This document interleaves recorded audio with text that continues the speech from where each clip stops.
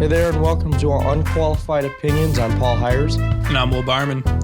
And today we're going to be breaking down the undefeated teams in college football, specifically FBS. There are currently 13 undefeated teams in FBS right now.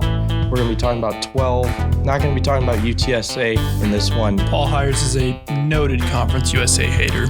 They just don't have enough on their resume as of right now. But before we get into that, if you like this video, go ahead and drop a like, subscribe to our channel, and leave your own unqualified opinions down in the comments section. We want to hear what you think about this video. Now, without further ado, we're just going to be running through this, what these teams can do to get to the playoff this year. So the first group I have is going to be 3 teams, pretty much the contenders, right? The teams that have pretty much proven themselves to this point in the season. We're halfway through. So I've got number 1, Georgia, number 2, Iowa, and number 3, Cincinnati. I think these teams have really supplanted themselves at the top of those undefeated teams left. What do you think about those? I mean, I have to totally agree with that. I'll just use my time here to say I'm so happy to see Cincinnati, just a non-Power 5 representative sitting in that undefeated spot, sitting in that top 4 in the rankings. I absolutely love it, and I really hope to see Cincinnati and Desmond Ridder keep it going. Good to see Group of 5 team in that top 4. Iowa, I was kind of on the fence about last week. They proved themselves against Penn State, a big game there. And then Georgia has only given up, I think, 33 points in 6 games this season.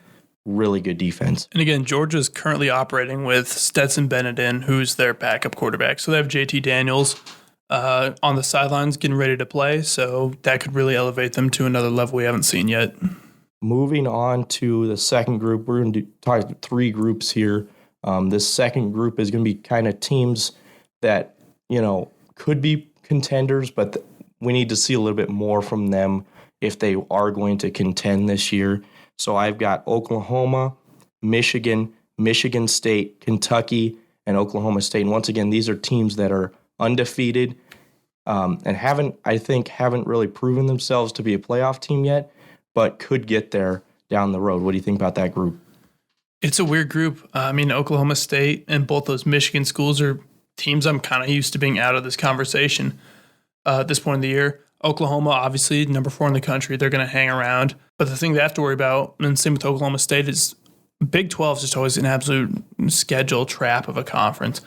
I mean, we'll see teams like Iowa State or Baylor, someone knock someone off late in the season, because you really have to make it through the Big 12 undefeated to get a good shot at a bid.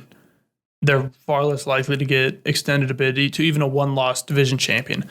So I think the biggest game of the year, and this is just assuming both teams win out for the Big 12, is going to be Oklahoma State versus Oklahoma in the regular season. And then, of course, Michigan and Michigan State.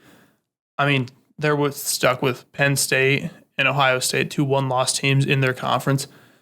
I mean, they also kind of have to win out just for one of them to get that spot over Ohio State to play Iowa in the West Championship or in the Big Ten Championship. All those teams are kind of in jeopardy.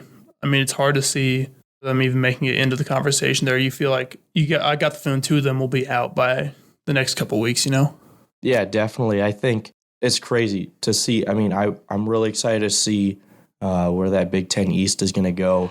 Obviously, Bedlam is going to be a huge game to decide the Big 12. And then with Kentucky, obviously, I think with all these teams, they've played good to this point, right? They're obviously ranked top 15, but looking at their schedule and then how much they've won by, I just can't necessarily consider them contenders at this point. But if they continue to win games, with the rest of their schedule, if they win out, they should be contenders, right? Kentucky's got Georgia, right? Oklahoma State and Oklahoma have to play each other. Texas, Iowa State down the road. There's some big quality matchups there that if those teams win, I think they should be considered contenders. And then obviously the Big Ten East is probably one of the best divisions in football right now, I would say. Absolutely. All right, so moving on to kind of the third tier, I would say right now. And these are teams that we probably shouldn't even be thinking about for the playoff right now, but just kind of keep them on the back burner if they do something, if they catch some eyes in the next couple of weeks, maybe you can throw them, improve them to the next group up. I've got Wake Forest, Coastal Carolina, SMU, and San Diego State. What do you think about those four? I mean, right off the bat, SMU's entire relevance to the college football playoff picture just feels at rest less on what they do and more on what they can do against Cincinnati. Because if they knock off Cincinnati, it's a pretty big deal. That's their big contribution. I don't see SMU getting in, even if they somehow won out. I think Cincinnati's just kind of blessed because it takes a certain amount of media recognition and just national coaching recognition to even get into that playoff spot. Cincinnati's going to have that. SMU isn't. So, I mean, they really need to win out, even to have a prayer there. Wake Forest feels like they're just kind of being sold up by their own conference at this point. Even if they win out, I think with Clemson being out of the rankings entirely right now, I just don't think I see the quality opponents in there for the ACC or respect for the ACC to get Wake Forest in, even if, again, they did completely win out and go undefeated. Then, of course, you got Coastal Carolina, rep them. Love that team. Awesome to watch. They got the best attitude in the league, some signature swag with their teal field and stuff, but being from the Sun Belt, again, they could win out. Still probably don't really have a shot, but they're fun to watch. Yeah, and it's with these lower conferences, and, I hate to say this for Wake Forest, but the ACC isn't what it used to be. Their toughest games are going to be their last 4 games. So they're barely winning against Louisville, barely winning against, Syracuse last week. Those aren't the top teams in the ACC, right? I mean, again, I feel like for the ACC, for Wake Forest to make the playoff, they'd have to win out, and then you'd honestly have to see teams like Pittsburgh, Virginia Tech, Clemson, Boston College. Like, you'd have to see teams like that step up as well and lose to them to help them. Like, it's just a long shot for Wake Forest, even though they're in a Power 5 conference. Yeah, I'd say out of this group right now, like you said earlier, SMU might have the best chance just because they have a top 5 team on their schedule.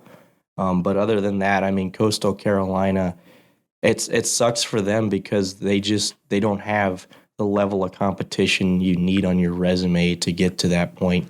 And I really hope we can see a change in the college football playoff. We've been talking about this for years, but a change in the college football playoff where we can see teams like that actually compete for a national title instead of just maybe a New Year's Six Bowl or something.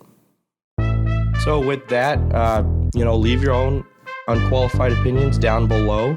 Like Paul said, drop a comment down below. Let us know what you want to see from us, what videos you want us to make. We'd love to see suggestions.